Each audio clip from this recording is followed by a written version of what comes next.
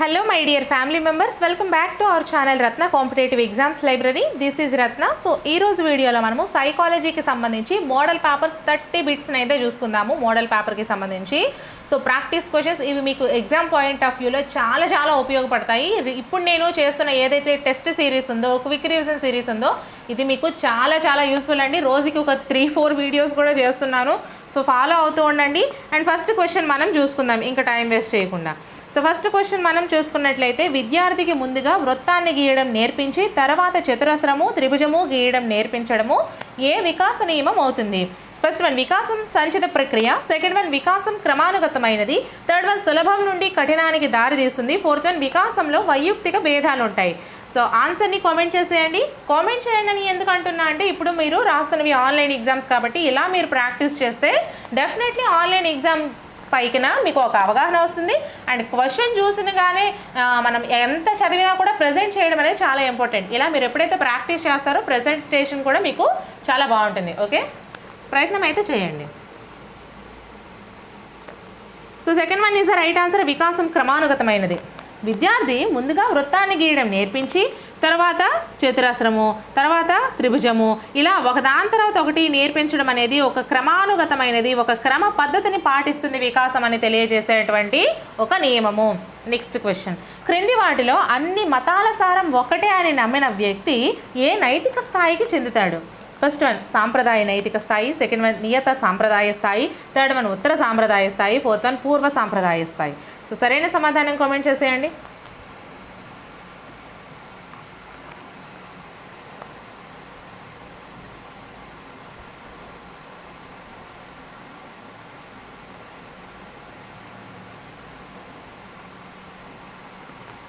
Third one is the right answer. ఎప్పుడైనా సరే పూర్తిగా ఆ వ్యక్తి ఒక నైతిక స్థితిలోకి వెళ్ళిపోయాడు అంటే అది మనకి ఉత్తర సాంప్రదాయ స్థాయి అవుతుందండి.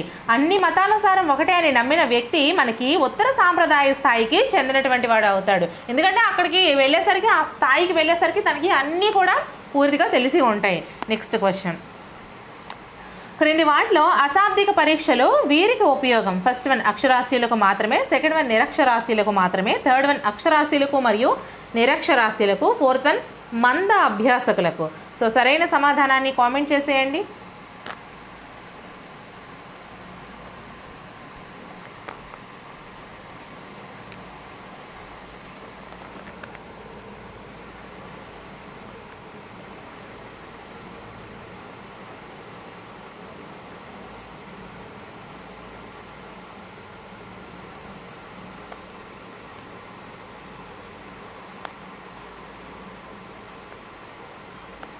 Third one is the right answer. అక్షరాస్యులకు మరియు నిరక్షరాస్యులకు.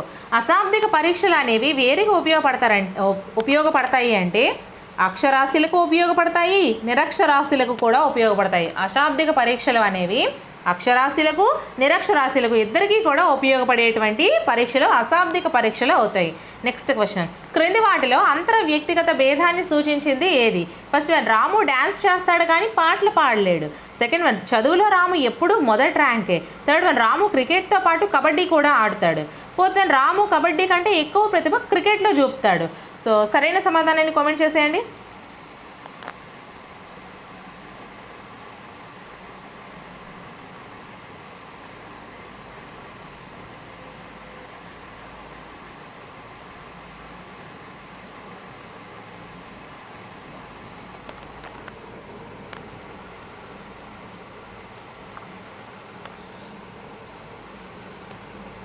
Second one is the right answer. అంతర వ్యక్తిగత భేదం. చదువులో ఎప్పుడూ కూడా రాము అనేవాడు మొదటి ర్యాంకే వస్తుంది. ఇది మనకి సూచించేది, భేదాన్ని సూచించేది, అంతర వ్యక్తిగత భేదాన్ని సూచించేది. మిగతా అన్నీ కూడా వ్యక్తి అంతర్గత అనమాట. అంతర్గతంలో రాము డ్యాన్స్ చేస్తాడు కానీ పాటలు పాడలేడు, అది రాము ఒక్కడికి మాత్రమే సొంతం. రాము క్రికెట్తో పాటు కబడ్డీ కూడా ఆడతాడు, ఇది కూడా రాము ఒకడికి సంబంధించిందే. రాము కబడ్డీ కంటే ఎక్కువ ప్రతిభ క్రికెట్లో చూపుతాడు, ఇది కూడా ఓన్లీ రాముకు సంబంధించిందే. చదువులో రాము ఎప్పుడు మొదటి ర్యాంకే అంటే అందరికంటే చదువులో రాము ఎప్పుడు మొదటి ర్యాంకే. కాబట్టి వ్యక్తిగత వైయక్తిక భేదం లేదా అంతర్ వ్యక్తిగత వైయక్తిక భేదం ఇది మనకి దీని క్రిందికి వస్తుంది. అలాగే వ్యక్తి అంతర్గతంలో ఒకే వ్యక్తికి సంబంధించి అంతర్గతంలో ఉండే భేదం అనేది ఒక వ్యక్తిలో ఉండేటువంటి భేదాలను చూపిస్తుంది. ఇక్కడ మీరు కన్ఫ్యూజ్ అవ్వద్దు. ఓకే, ఇది మీకు కొంచెం కన్ఫ్యూజ్ అయినా సరే ఈ మూడు మీకు ఒకే విధంగా ఉన్నాయి కాబట్టి ఈ మూడు ఒకటే, మరి ఇది కాంది కాబట్టి ఇది ఆన్సర్గా మీరు చేసేయండి. మీకు ఎప్పుడైనా కన్ఫ్యూజ్ అయ్యేటప్పుడు ఆప్షన్స్ త్రూ వెళ్ళడం కూడా కొంచెం నేర్చుకోండి. నెక్స్ట్ క్వశ్చన్, థారండైక్ అభిప్రాయం ప్రకారం భౌతికంగా కనిపించే వస్తువులను నిర్వహించే సామర్థ్యాన్ని డాష్ అంటారు. ఫస్ట్ వన్ మూర్త ప్రజ్ఞ, సెకండ్ వన్ అమూర్త ప్రజ్ఞ, థర్డ్ వన్ సాంఘిక ప్రజ్ఞ, ఫోర్త్ వన్ వ్యక్త్యంతర ప్రజ్ఞ. సో సరైన సమాధానాన్ని కామెంట్ చేసేయండి.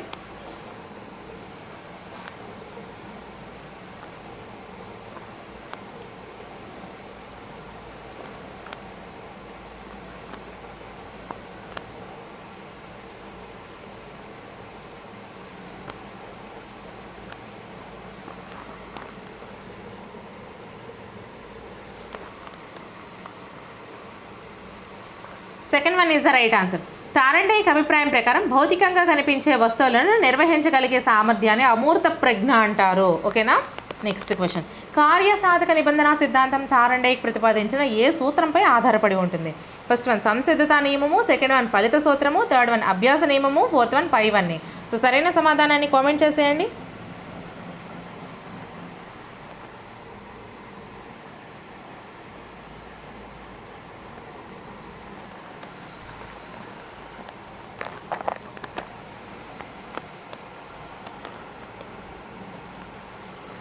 Second one is the right answer, ఫలిత సూత్రం అండి. కార్యసాధక నిబంధన సిద్ధాంతం థారండైక్ ప్రతిపాదించిన ఫలిత సూత్రం మీద ఆధారపడి ఉంటుంది.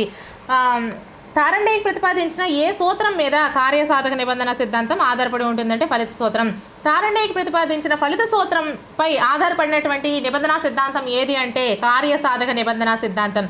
క్వశ్చన్ ఏ విధంగా అడిగినా ఆన్సర్ మాత్రం మీరు కరెక్ట్గా చేయాలి. ఓకే. నెక్స్ట్ క్వశ్చన్, క్రింది వాటిలో పాఠశాల దశలో ఉండే క్లిష్ట పరిస్థితి ఏది? ఫస్ట్ వన్ స్వయం ప్రతిపత్తి సందేహం, సెకండ్ వన్ శ్రమించడం న్యూనతాభావం, థర్డ్ వన్ పాత్ర గుర్తింపు వర్సెస్ పాత్ర సందిగ్ధం, ఫోర్త్ వన్ నమ్మకం వర్సెస్ అపనమ్మకం. సో సరైన సమాధానాన్ని కామెంట్ చేసేయండి. మన ఛానల్లో అన్ని వీడియోస్ ఎటువంటి యాప్స్ లేకుండా ఫ్రీగా చేస్తున్నానమ్మా. ఖచ్చితంగా మీ అందరు సపోర్ట్ ఇవ్వండి. మీ సపోర్ట్ లేకుండా నేను అస్సలు ముందుకు వెళ్ళలేను. మన ఛానల్ని తప్పకుండా సబ్స్క్రైబ్ చేసుకుని వీడియోస్ నచ్చినట్లయితే లైక్ చేస్తూ వీలైతే మీ ఫ్రెండ్స్లోకి ఇద్దరికి షేర్ కూడా చేయండి.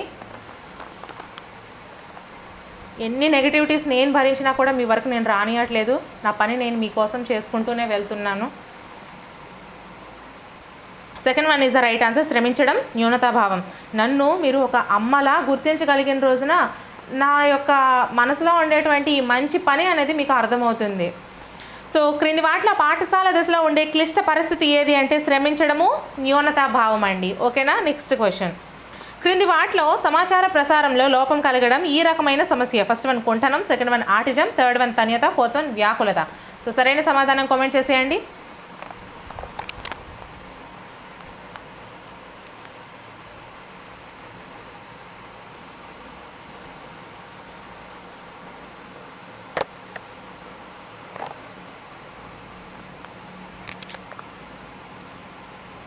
Second one is the right answer. సమాచార ప్రసారంలో లోపం కలగడం అనేది ఆటిజంకి సంబంధించినటువంటి సమస్య అండి. సమాచార ప్రసారంలో లోపం కలగడం ఆటిజంకి సంబంధించినటువంటి సమస్య. నెక్స్ట్ క్వశ్చన్, తనకు ఇష్టం లేని వ్యక్తి పేరు తలవడానికి కూడా ఇష్టం లేకపోవడం ఏంటవుతుంది? ఫస్ట్ వన్ పరిహారం, సెకండ్ వన్ తదాత్మీకరణం, థర్డ్ వన్ దమనం, ఫోర్త్ వన్ ఏది కాదు. సో సరైన సమాధానాన్ని కామెంట్ చేసేయండి.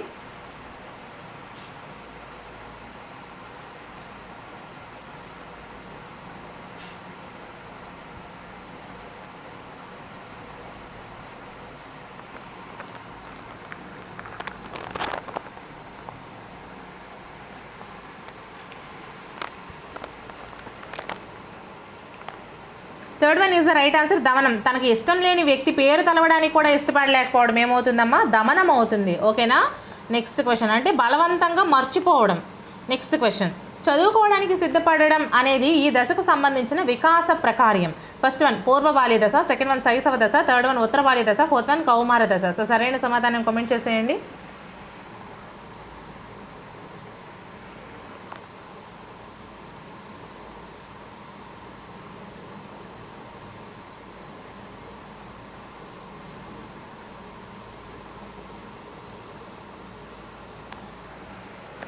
First one is the right answer, పూర్వ బాల్య దశ. చదువుకోవడానికి సిద్ధపడడం అనేది పూర్వ బాల్య దశకు సంబంధించినటువంటి వికాస ప్రకార్యం. చదువుకోవడం సిద్ధపడడం అనేది పూర్వ బాల్య దశకు సంబంధించినటువంటి వికాస ప్రకార్యం అండి. నెక్స్ట్ క్వశ్చన్, పియాజే సంజ్ఞానాత్మక వికాస సిద్ధాంతంలోని ఇంద్రియ చాలక దశలో పరిశీలింపబడే భావన లేదా లక్షణం ఏది? ఫస్ట్ వన్ ఏకమితి ఆలోచన, సెకండ్ వన్ తార్కిక ఆలోచన, థర్డ్ వన్ వస్తు స్థిరత్వం, ఫోర్త్ వన్ సమస్య పరిష్కారం. సో సరైన సమాధానాన్ని కామెంట్ చేసేయండి.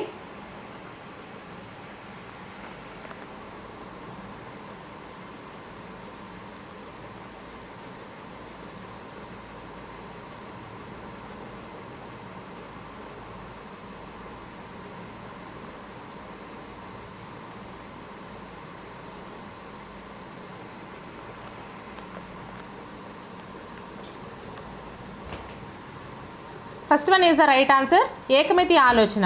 పియాజే సంజ్ఞానాత్మక వికాస సిద్ధాంతంలోని ఇంద్రియ చాలక దశలో పరిశీలింపబడే భావన లేదా లక్షణం ఏంటి అంటే ఏకమితి ఆలోచన అండి. ఈ ఏకమితి ఆలోచన అనేది పియాజే సంజ్ఞానాత్మక వికాస సిద్ధాంతంలోని ఇంద్రియ చాలక దశలో పరిశీలింపబడుతుంది. ఇది భావన లేదా ఒక లక్షణం. నెక్స్ట్ క్వశ్చన్, ఒక విద్యార్థి 10 సంవత్సరాల వయస్సులో ఉన్నాడు. అతడు 10 సంవత్సరాల వయస్సులో వారికి నిర్దేశించిన ప్రశ్నలకు మాత్రమే జవాబును చేయగలిగితే అతని ప్రజ్ఞాలబ్ధి ఎంత అవుతుంది? First one 80, second one 90, third one 50, fourth one 100. So సరైన సమాధానాన్ని కామెంట్ చేసేయండి.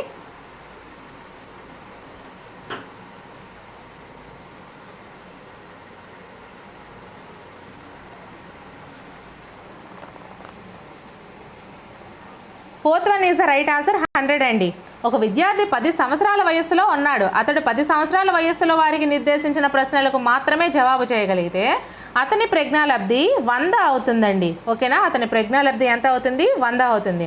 నెక్స్ట్ క్వశ్చన్, అంతర్దృష్టి అభ్యసనానికి సంబంధించి సరికానిది ఏది? ఫస్ట్ వన్ అభ్యసన బదలాయింపు జరగదు, సెకండ్ వన్ అభ్యసన తటాలున జరుగుతుంది, థర్డ్ వన్ యత్నదోష పద్ధతికి కొంత అవకాశం ఉంది, ఫోర్త్ వన్ ఏది కాదు. సో సరైన సమాధానం కామెంట్ చేసేయండి.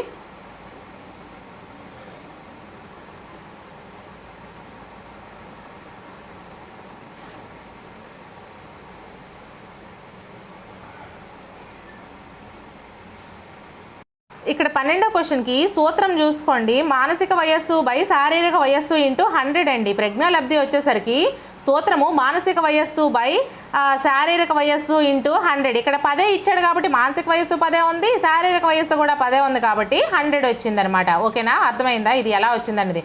మీరు కన్ఫ్యూజ్లో ఉంటారు, అందుకే మీకు క్లారిటీ ఇస్తున్నా. ఇప్పుడు 13 క్వశ్చన్కి ఆన్సర్ కామెంట్ చేస్తారు. మరి first one is the right answer, అభ్యసన బదలాయింపు జరగదు. అంతర్దృష్టి అభ్యసనానికి సంబంధించి సరికానిది వచ్చేసరికి అభ్యసన బదలాయింపు జరగదు. మరి అంతర్దృష్టి అభ్యసనానికి సంబంధించి సరైనవి ఏంటంటే అభ్యసనం తటాలను జరుగుతుంది, యత్నదోష పద్ధతికి కొంత అవకాశం ఉంది, ఇది మనకి కాంది వద్దులేండి. అభ్యసనం తటాలను జరుగుతుంది, యత్నదోష పద్ధతికి కొంత అవకాశం కూడా ఉంది. ఓకేనా? నెక్స్ట్ క్వశ్చన్, ఇంజెక్షన్ వేసుకోవడం ఇష్టం ఉండదు, అలాగే జ్వరంతో బాధపడడం కూడా ఇష్టం ఉండదు. ఇది ఏ రకమైన సంఘర్షణ? ఫస్ట్ వన్ ఉపగమ సంఘర్షణ, సెకండ్ వన్ పరిహార సంఘర్షణ, థర్డ్ వన్ ఉపగమ పరిహార సంఘర్షణ, ఫోర్త్ వన్ ఉపగమ పరిహార సంఘర్షణ. సో సరైన సమాధానం కామెంట్ చేసేయండి.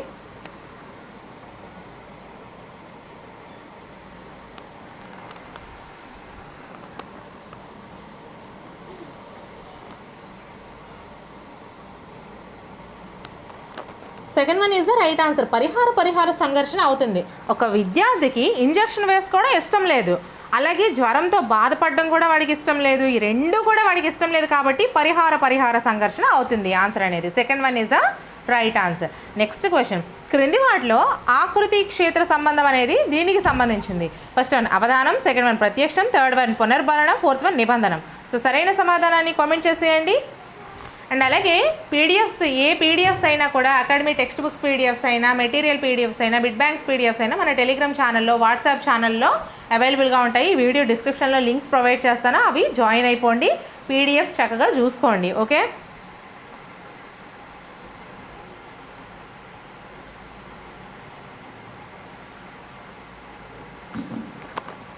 Second one is the right answer, ప్రత్యక్షం. క్రింది వాటిలో ఆకృతి క్షేత్ర సంబంధం అనేది ప్రత్యక్షానికి సంబంధించినది. నెక్స్ట్ క్వశ్చన్, క్రింది వాటిలో అభ్యసనానికి సంబంధించి సరైన ప్రవచనం కానిది ఏది?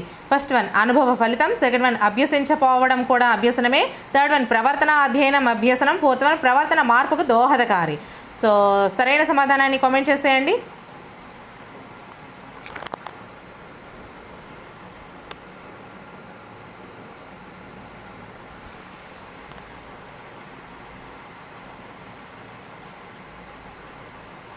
Third one is the right answer. ప్రవర్తన అధ్యయనం అభ్యసనం అండి. క్రింది వాటిలో అభ్యసనానికి సంబంధించి సరైన ప్రవచనం కాంది థర్డ్ వన్. మరి సరైన ప్రవచనం ఏంటి? అభ్యసనం అంటే అభ్యసనానికి సంబంధించి సరైన ప్రవచనం అనుభవ ఫలితం అండి. అభ్యసనం అనేది అనుభవాల ఫలితం. అభ్యసించకపోవడం కూడా అభ్యసనమే, ఎందుకంటే ఎలాగో ఒకలాగా తను నేర్చుకుంటాడు. ప్రవర్తన మార్పుకు కూడా దోహదకారి అభ్యసనమేనండి. ఓకేనా. Next question. క్రింది వాటిలో సరైనది ఏది? ఫస్ట్ వన్ డిస్కాలికులియా గణితపరమైన సమస్యలు. సెకండ్ వన్ అఫేసియా ఇంగితాలను గ్రహించడంలో వాడడంలో అసక్తత. థర్డ్ వన్ అలెక్సియా ముద్రణ రూపంలో ఉన్నదాన్ని చదవలేకపోవడం. ఫోర్త్ వన్ పైవన్నీ. సో సరైన సమాధానాన్ని కామెంట్ చేసేయండి.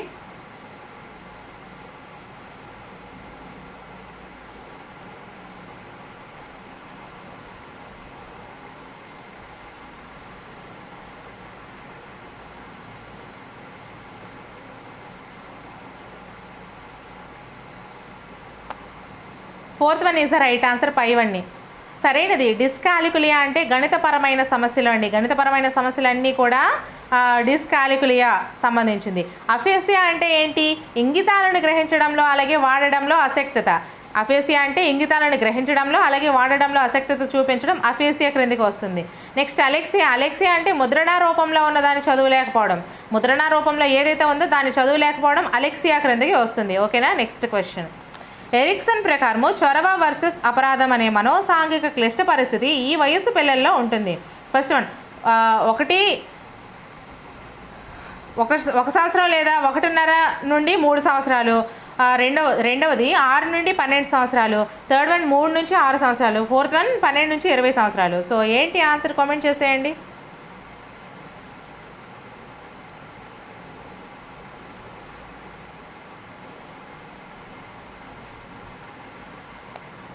Third one is the right answer. చొరవ వర్సెస్ అపరాధం అనే మనోసాంఘిక క్లిష్ట పరిస్థితి అనేది 3 నుండి 6 సంవత్సరాల వయస్సు పిల్లల్లో ఉంటుంది. ఎరిక్సన్ ప్రకారము చొరవ వర్సెస్ అపరాధం అనే మనోసాంఘిక క్లిష్ట పరిస్థితి 3 నుండి 6 సంవత్సరాల వయస్సు పిల్లల్లో ఉంటుంది. Next question. ఒక ఉపాధ్యాయునిగా నీవు విద్యార్థులలో ప్రేరణ కల్పించడానికి క్రింది ఏ మెళుకువను ఎంచుకుంటావు? ఏ పాఠ్యాంశం పరిచయం చేయడం ద్వారా, బి నల్లబల్ల ఉపయోగించుకోవడం ద్వారా, సి ఉదాహరణ సహితంగా వివరించడం ద్వారా, డి విద్యార్థులను భాగస్వాములను చేయడం ద్వారా. ఫస్ట్ వన్ ఏ, బి మరియు C. Second one A, B మరియు డి. థర్డ్ వన్ బి మరియు D. Fourth one A, B, C మరియు డి. సో సరైన సమాధానాన్ని కామెంట్ చేసేయండి.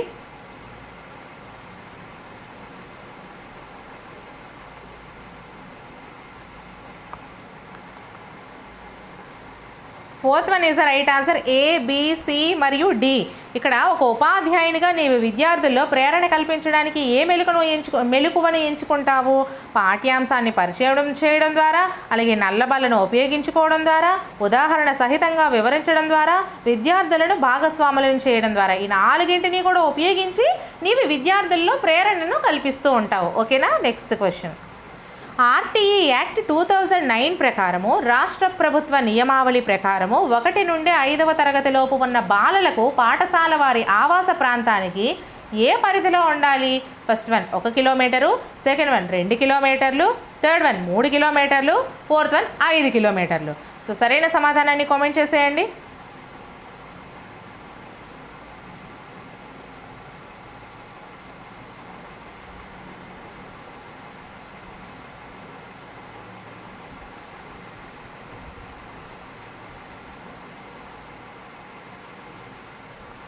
Third one is the right answer. 3 కిలోమీటర్లు. ఆర్టీఈ యాక్ట్ 2009 రాష్ట్ర ప్రభుత్వ నియమావళి ప్రకారము 1 నుండి 5వ తరగతిలోపు ఉన్న బాలలకు పాఠశాల వారి ఆవాస ప్రాంతానికి 3 కిలోమీటర్ల పరిధిలో ఉండాలి.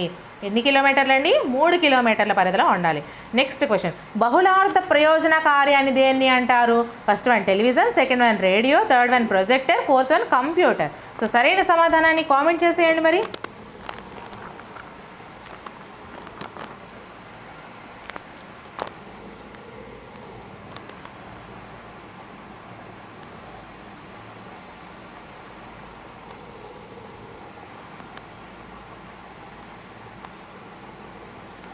Fourth one is the right answer. Computer. బహుళార్థ ప్రయోజనకారి అని కంప్యూటర్ని అంటారండి. బహుళార్థ ప్రయోజనకారి అని కంప్యూటర్ను అంటారు. Next question. క్రింది వాటిలో సరైన వాక్యం ఏది? ఏ కంప్యూటర్ హార్డ్వేర్ అనేది కంప్యూటర్కు సంబంధించిన ఒక భౌతిక విభాగం. బి కంప్యూటర్లోని విడిభాగాలు వాటిని కలిపే సాంకేతిక పరికరాల సముదాయమే hardware. So options first one A మాత్రమే, సెకండ్ వన్ ఏ మరియు బి, థర్డ్ వన్ బి మాత్రమే, ఫోర్త్ వన్ ఏ లేదా బి. సో సరైన సమాధానాన్ని కామెంట్ చేసేయండి. నేను ఇంతవరకు చేసిన వీడియోస్ అన్నీ కూడా ఈ వీడియో డిస్క్రిప్షన్లో లింక్స్ ప్రొవైడ్ చేస్తాను. మన ఛానల్లో అన్ని క్లాసెస్ కంప్లీట్ చేసేసాను, previous and practice bits videos చేస్తున్నాను, మోడల్ పేపర్స్ చేస్తున్నాను. ఎగ్జామ్కి వెళ్లే ముందు ఒక్కొక్క సబ్జెక్ట్కి ఒక్కొక్క వీడియో చూసుకుంటే మంచి స్కోర్ తెచ్చుకునే విధంగా క్విక్ రివిజన్ క్లాసెస్ చేశాను. క్విక్ రివిజన్ బిట్స్ వీడియోస్ అంటే 1000 బిట్స్ వీడియోస్, 1500 బిట్స్ వీడియోస్ ఒక్కొక్క సబ్జెక్ట్కి సంబంధించి చేస్తాను. ఆ లింక్స్ అన్ని వీడియో డిస్క్రిప్షన్లో ప్రొవైడ్ చేస్తాను. సో చక్కగా చూసేయండి. మీకు ఇంకా ఎటువంటి వీడియోస్ కావాలన్నా కామెంట్ సెక్షన్లో మెన్షన్ చేయండి. ఆ వీడియోస్ అయితే మనము అతి త్వరలో ప్రిపేర్ చేస్తాను. మీ అందరి కామెంట్స్కి నేను రిప్లై ఇవ్వలేకపోవచ్చు, కానీ మీ కామెంట్స్ చూస్తూ నేను దానికి తగ్గట్టుగా నేను నడుచుకుంటాను. Answer second one is the right answer A మరియు బి. సరైన వాక్యము కంప్యూటర్ హార్డ్వేర్ అనేది కంప్యూటర్కు సంబంధించినటువంటి ఒక భౌతిక విభాగం.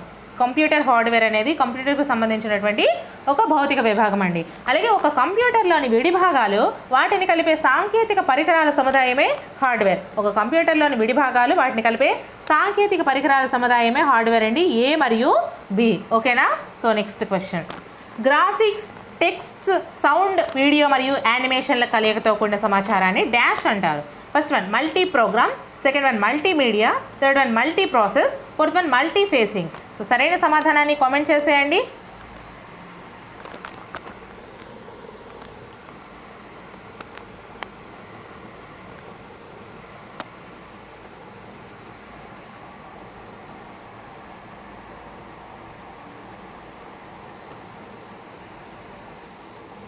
Second one is the right answer multimedia. Graphics, texts, sound, video మరియు యానిమేషన్ల కలయికతో కూడిన సమాచారాన్ని మల్టీమీడియా అంటారు. ఏమంటారు? మల్టీమీడియా అంటారు. Next question. ఈఈటిఎఫ్ యొక్క సంక్షిప్త రూపం ఏది? First one internet engineering technology force, second one index engineering task force, third one internet interactive technology federation, fourth one internet engineering task force. ఓకేనా? ఈఈటిఎఫ్ ఏంటి answer?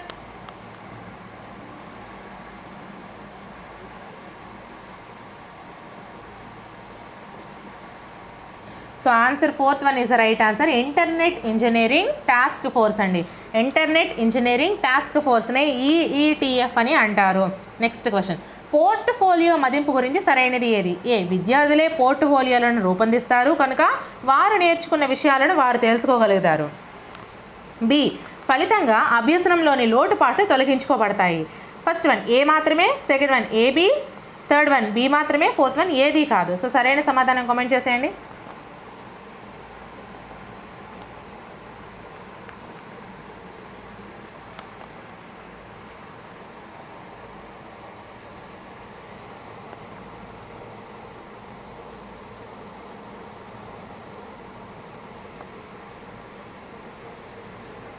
Second one is the right answer A B. రెండు కూడా మనకి సరైనవి.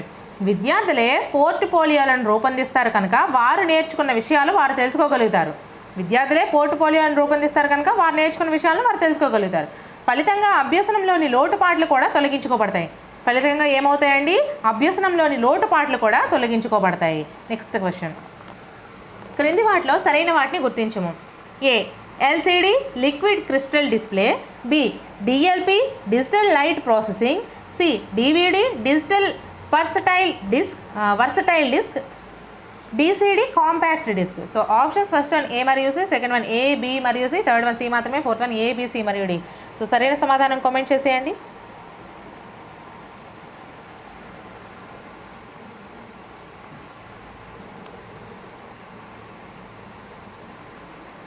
Fourth one is the right answer A, B, C మరియు D. LCD అంటే ఏంటి? Liquid crystal display. Liquid crystal display.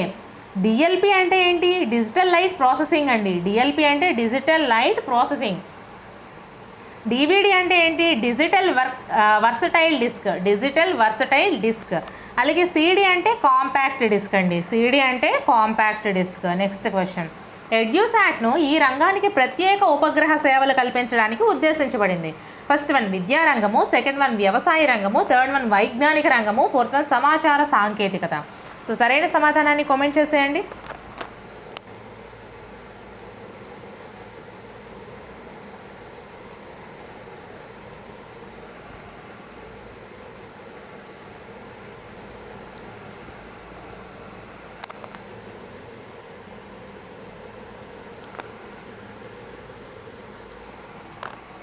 First one is the right answer, విద్యారంగం. ఎడ్యుసాట్ను ఈ విద్యారంగానికి ప్రత్యేక ఉపగ్రహ సేవలు కల్పించడానికి ఉద్దేశించబడిందండి. ఎడ్యుసాట్ను విద్యారంగానికి ప్రత్యేక ఉపగ్రహ సేవలు కల్పించడానికి ఉద్దేశించబడింది. నెక్స్ట్ క్వశ్చన్, వర్చువల్ క్లాస్ రూమ్లో అందించబడినవి ఏవి? ఫస్ట్ వన్ వీడియో బేస్డ్ కోర్సులు, సెకండ్ వన్ ఆడియో కోర్సులు, థర్డ్ వన్ యానిమేటెడ్ కోర్సులు, ఫోర్త్ వన్ పైవన్నీ. సో సరైన సమాధానాన్ని కామెంట్ చేసేయండి.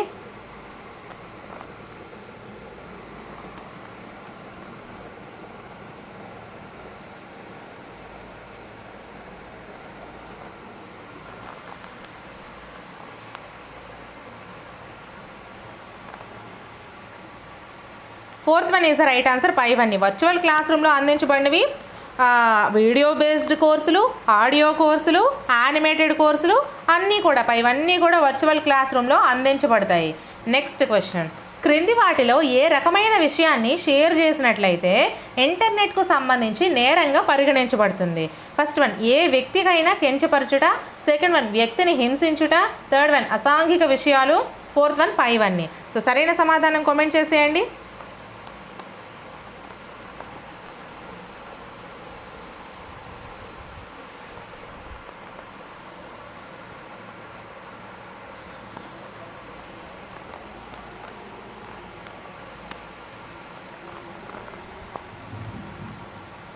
Fourth one is the right answer, పైవన్నీ.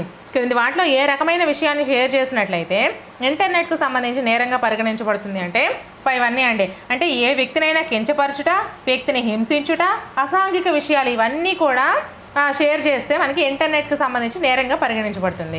నెక్స్ట్ క్వశ్చన్, క్రింది వాటిలో మల్టీమీడియా ఉపయోగానికి సంబంధించి సరైనది ఏది? ఏ మల్టీమీడియా వల్ల విద్యార్థి సృజనాత్మకత అభివృద్ధి చెందుతుంది, బి మల్టీమీడియా వలన విద్యార్థి సహజమైన పరిస్థితుల్లో విషయాలను అవగాహన చేసుకోవచ్చు. ఫస్ట్ వన్ ఏ మాత్రమే, second one A B, third one B మాత్రమే, ఫోర్త్ వన్ ఏది కాదు. సో సరైన సమాధానాన్ని కామెంట్ చేసేయండి. మన ఛానల్లో అన్ని వీడియోస్ ఎటువంటి యాప్స్ లేకుండా ఫ్రీగా చేస్తున్నాను. ఖచ్చితంగా మీ అందరూ సపోర్ట్ ఇవ్వండి. వీడియోస్ నచ్చినట్లయితే లైక్స్ చేస్తూ ఉండండి, వీలైతే మీ ఫ్రెండ్స్లో ఒకరిద్దరికి షేర్ కూడా చేస్తూ ఉండండి. అండ్ మన ఛానల్ని సబ్స్క్రైబ్ చేసుకొని మీ అందరూ సపోర్ట్ ఇవ్వండి. మీ సపోర్ట్ లేకుండా నేనైతే అస్సలు ముందుకు వెళ్ళలేను. మీ అందరి కామెంట్స్ నేను చూడలేకపోవచ్చు, రిప్లై ఇవ్వలేకపోవచ్చు, కానీ చూస్తున్నాను. దానికి తగ్గట్టు నేను ఖచ్చితంగా వీడియోస్ చేస్తూ ఉంటాను. మీకు ఇంకా ఏ వీడియోస్ కావాలన్నా కామెంట్ సెక్షన్లో మెన్షన్ చేయండి. నేను ఇంతవరకు చేసిన వీడియోస్ లింక్స్ అండ్ మన టెలిగ్రామ్, వాట్సాప్ ఛానల్ లింక్స్ ఇవన్నీ కూడా చాలా చాలా సేఫ్ అండి. మీ అందరికీ కూడా అక్కడ ఎవరివి నాకు కూడా మీ నెంబర్ కానీ మీ పేర్లు కానీ ఏవి కనిపించవు. ఎనీ పీడిఎఫ్ షేర్ చేయడానికి నాకు అక్కడ మీకు చాలా యూస్ఫుల్గా ఉంటుంది. అందరూ జాయిన్ అయిపోండి. ఇన్స్టా కూడా ఉంది, అది కూడా ఎడ్యుకేషనే అండి. ఎడ్యుకేషన్కి సంబంధించి టోటల్ మీ అందరికీ కూడా ఎక్కడైనా సరే మన నుండి ఎడ్యుకేషన్ మాత్రమే అందించబడుతుంది, అది కూడా ఫ్రీనే. ఓకే, సో ఆన్సర్ వచ్చేసరికి second one is the right answer. A B రెండు కూడా మనకి సరైనవే. క్రింది వాటిలో మల్టీమీడియా ఉపయోగానికి సంబంధించి సరైనది ఏంటి? మల్టీమీడియా వలన విద్యార్థి సృజనాత్మకత అభివృద్ధి చెందుతుంది, అలాగే మల్టీమీడియా వలన విద్యార్థి సహజమైన పరిస్థితుల్లో విషయాలను అవగాహన చేసుకోవచ్చు. ఓకేనా? సో ఫ్రెండ్స్, ఈ వీడియో అయితే ఇక్కడితో కంప్లీట్ అయిపోయింది. సో వీడియో నచ్చినట్లయితే ఖచ్చితంగా లైక్ చేయండి. ఇటువంటి మరెన్నో వీడియోస్ కోసం మన ఛానల్ని ఫాలో అయిపోతూ ఉండండి. నెక్స్ట్ వీడియోతో మళ్ళీ కలుద్దాం. Until then, bye friends.